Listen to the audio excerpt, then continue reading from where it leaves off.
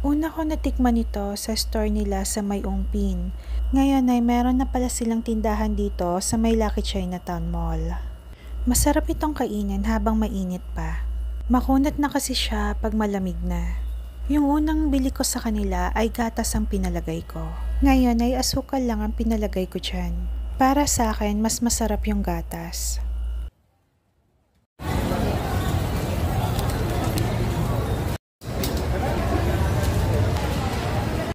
Dito naman sa katabing tindahan ay may nagtitinda ng all year round ng bibingka at puto bumbong. Ito talaga ang sinadya ko dito, yung bibingka at puto bumbong nila. Nasarapan ako ng luto nila kaya nakailang beses na rin akong bili dito. Thank you, wait, ma'am.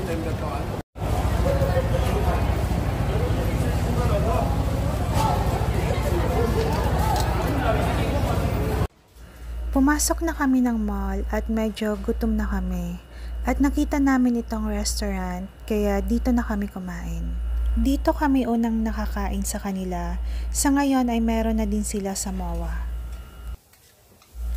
Open kitchen sila kaya makikita mo kung paano niluluto yung pagkain. Yan ay seafood fried rice.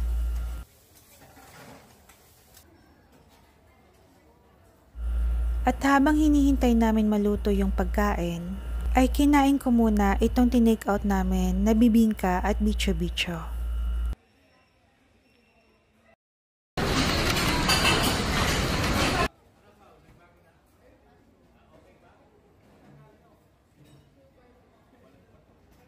Ito na yung order namin, braised pork, chicken and chips, at ang bestseller nilang flaming beef. Para sa akin, masarap at madami ang serving ng food nila. May kasama na yung unli soup. Kukuha ka na lang sa serving station nila. Sa labas ng mall ay may nagtitinda ng fried siopaw, xiaolongbao, wonton rice. Natikman ko na yung fried siopaw at masarap naman.